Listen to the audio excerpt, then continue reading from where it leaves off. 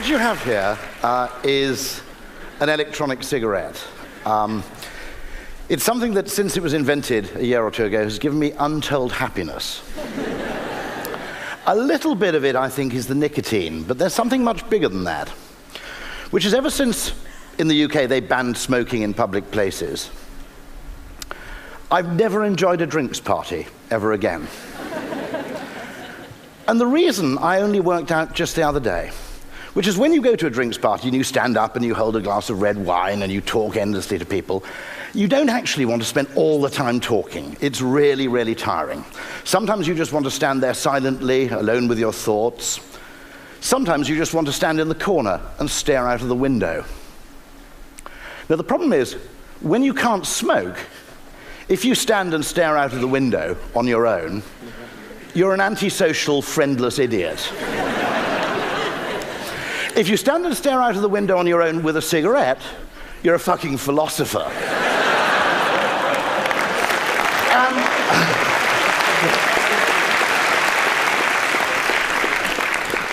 So the power of reframing things cannot be overstated. What we have is exactly the same thing, the same activity, but one of them makes you feel great, and the other one, with just a small change of posture, makes you feel terrible. And I think one of the problems with classical economics is it's absolutely preoccupied with reality. And reality isn't a particularly good guide to human happiness. Why, for example, are pensioners much happier than the young unemployed? Both of them, after all, are in exactly the same state of life. You both have too much time on your hands and not much money. But pensioners are reportedly very, very happy, whereas the unemployed are extraordinarily unhappy and depressed. The reason, I think, is that the pensioners believe they've chosen to be pensioners, whereas the young unemployed feel it's been thrust upon them. In England, the upper middle classes have actually solved this problem perfectly because they've rebranded unemployment. If you're an upper middle class English person, you call unemployment a year off. And that's because having a son who's unemployed in Manchester is really quite embarrassing. But having a son who's unemployed in Thailand is really viewed as quite an accomplishment. But actually, the power to rebrand things, to understand that actually our experiences, costs, things, don't actually much depend on what they really are, but on how we view them, I genuinely think can't be overstated. There's an experiment I think Daniel Pink refers to, where you put two dogs in a box, and the box has an electric floor. Every now and then, an electric shock is applied to the floor, which pains the dogs. The only difference is one of the dogs has a small button in its half of the box, and when it nuzzles the button, the electric shock stops. The other dog doesn't have the button. It's exposed to exactly the same level of pain as the dog in the first box, but it has no control over the circumstances. Generally, the first dog can be relatively content. The second dog lapses into complete depression. The circumstances of our lives may actually matter less to our happiness than the sense of control we feel over our lives. It's an interesting question. We asked the question, the whole debate in the Western world is about the level of taxation. But I think there's another debate to be asked, which is the level of control we have over our tax money. That what costs us £10 in one context can be a curse. What costs us £10 in a different context, we may actually welcome. Pay £20,000 in tax towards health, and you're merely feeling a mug. Pay £20,000 to endow a hospital ward, and you're called a philanthropist. I'm probably in the wrong country to talk about willingness to pay tax. I'll give you one in return. How you frame things really matters. Do you call it the bailout of Greece or the bailout of a load of stupid banks which lent to Greece? Because they are actually the same thing. What you call them actually affects how you react to them, viscerally and morally. I think psychological value is great, to be absolutely honest. One of my great friends a professor called Nick Chater, who is the professor of decision sciences in London, believes that we should spend far less time looking into humanity's hidden depths and spend much more time exploring the hidden shallows. I think that's true, actually. I think impressions have an insane effect on what we think and what we do. But what we don't have is a really good model of human psychology, at least pre-Kahneman, perhaps. We didn't have a really good model of human psychology to put alongside models of engineering, of neoclassical economics. So people who believed in psychological solutions didn't have a model. We didn't have a framework. This is what Warren Buffett's business partner Charlie Munger calls a lattice work on which to hang your ideas. Engineers, economists, classical economists, all had a very, very robust existing lattice work on which practically every idea could be hung. We merely had a collection of random individual insights without an overall model. And what that means is that in looking at solutions, we've probably given too much priority to what I'd call technical engineering solutions, Newtonian solutions, and not nearly enough to the psychological ones. You know my example of the Eurostar. £6 million spent to reduce the journey time between Paris and London by about 40 minutes. For 0.01% of this money, you could have put Wi-Fi on the trains, which wouldn't have reduced the duration of the journey, but would have improved its enjoyment and its usefulness far more. For maybe 10% of the money, you could have paid all of the world's top male and female supermodels to walk up and down the train, handing out free Chateau Petrus to all the passengers. You'd still have £5 billion in change, and people would ask for the trains to be slowed down. Why were we not given the chance to solve that problem psychologically? I think it's because there's an imbalance, an asymmetry, in the way we treat creative, emotionally driven psychological ideas versus the way we treat rational, numerical, spreadsheet-driven ideas. If you're a creative person, I think quite rightly, you have to share all your ideas for approval with people much more rational than you. You have to go in and you have to have a cost-benefit analysis, a feasibility study, an ROI study, and so forth. And I think that's probably right. But this does not apply the other way around. People who have an existing framework, an economic framework, an engineering framework, feel that actually logic is its own answer. What they don't say is, well, the numbers all seem to add up, but before I present this idea, I'll go and show it to some really crazy people to see if they can come up with something better. And so we artificially, I think, prioritize what I'd call mechanistic ideas over psychological ideas. An example of a great psychological idea, the single best improvement in passenger satisfaction on the London Underground per pound spent came when they didn't add any extra trains nor change the frequency of the trains. They put dot matrix display boards on the platforms.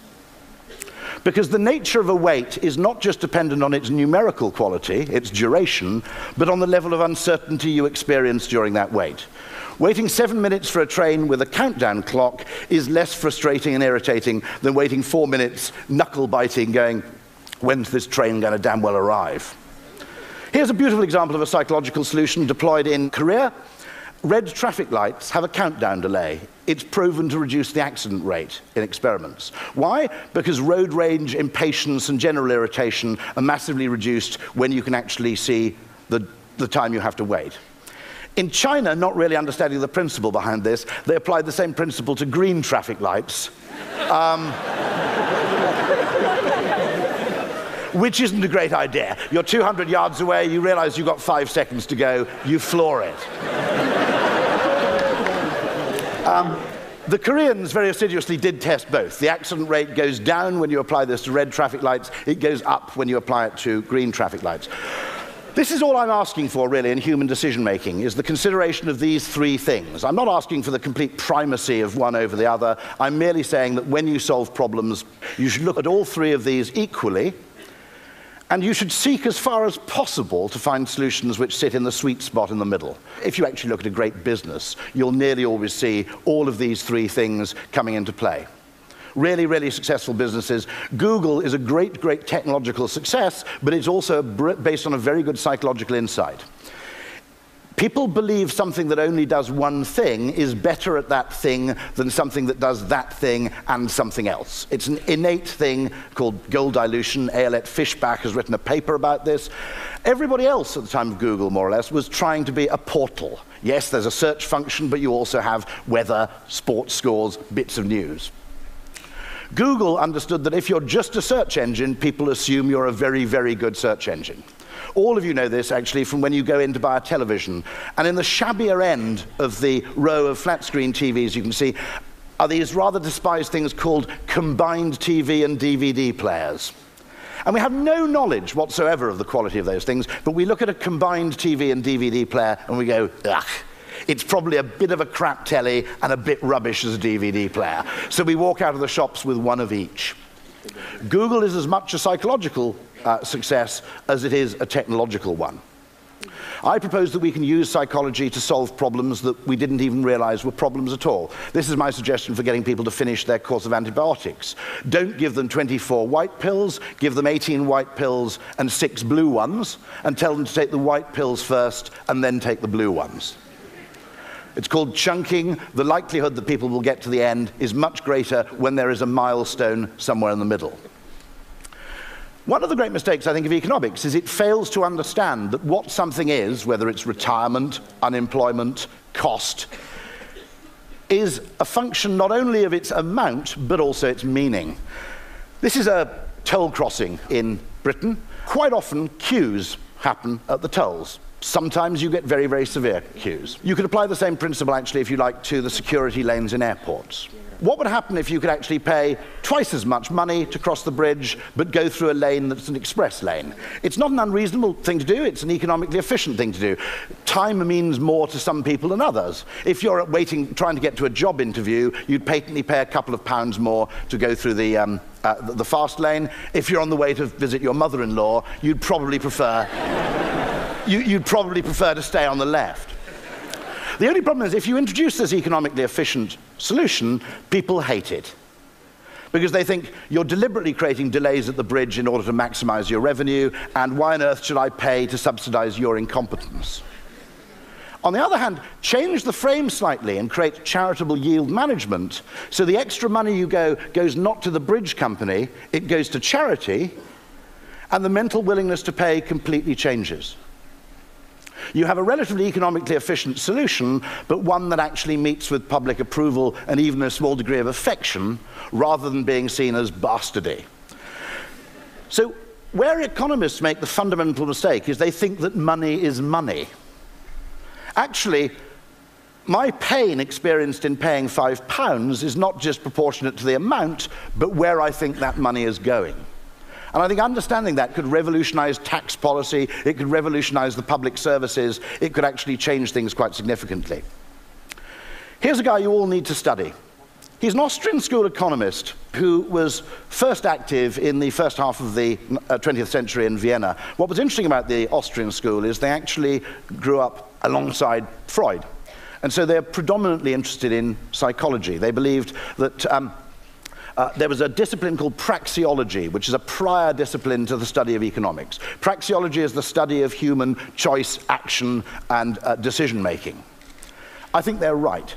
I think the danger we have in today's world is we have the study of economics considers itself to be a prior discipline to the study of human psychology. But as Charlie Munger says, if economics isn't behavioral, I don't know what the hell is. Von Mises, interestingly, believes economics is just a subset of psychology. I think he refers to economics as the study of human praxeology under conditions of scarcity. But von Mises, among many other things, I think uses an analogy which is probably the best justification and explanation for the value of marketing, the value of perceived value, and the fact that we should actually treat it as being absolutely equivalent to any other kind of value. We tend, all of us, even those of us who work in marketing, to think of value in two ways. There's the real value, which is when you make something in a factory or provide a service, and then there's a kind of dubious value, which you create by changing the way people look at things. Von Mises completely rejected this distinction, and he used this following analogy. He said, he referred actually to some strange economists called the French physiocrats. who believed that only true value was what you extracted from the land. So if you were a shepherd or a quarryman or a farmer, you created true value. If, however, you bought some wool from the shepherd and charged a premium for converting it into a hat, you weren't actually creating value, you were exploiting the shepherd. Now, von Mises says that modern economists make exactly the same mistake with regard to advertising and marketing. He says, if you run a restaurant, there is no healthy distinction to be made between the value you create by cooking the food and the value you create by sweeping the floor. One of them creates perhaps the primary product, the thing we think we're paying for. The other one creates a context within which we can enjoy and appreciate that product. And the idea that one of them should actually have priority over the other is fundamentally wrong. Try this quick thought experiment. Imagine a restaurant that serves Michelin-starred food, but actually where the restaurant smells of sewage and there's human feces on the floor. The best thing you can do there to create value is not actually to improve the food still further, it's to get rid of the smell and clean up the floor. And it's vital we understand this. If that seems like a sort of strange, abstruse thing, in the UK, the post office had a 98% success rate at delivering first-class mail the next day. They decided this wasn't good enough, and they wanted to get it up to 99. The effort to do that almost broke the organization. If at the same time you'd gone and asked people what percentage of first-class mail arrives the next day, the average answer would have been 50, or the modal answer would have been 50 to 60%. Now, if your perception's much worse than your reality, what on earth are you doing trying to change the reality? That's like trying to improve the food in a restaurant that stinks. What you need to do is, first of all, tell people that 98% of mail gets there the next day, first-class mail. That's pretty good. I would argue in Britain there's a much better frame of reference, which is to tell people that more first-class mail arrives the next day in the UK than in Germany. Because generally in Britain, if you want to make us happy about something, just tell us we do it better than the Germans.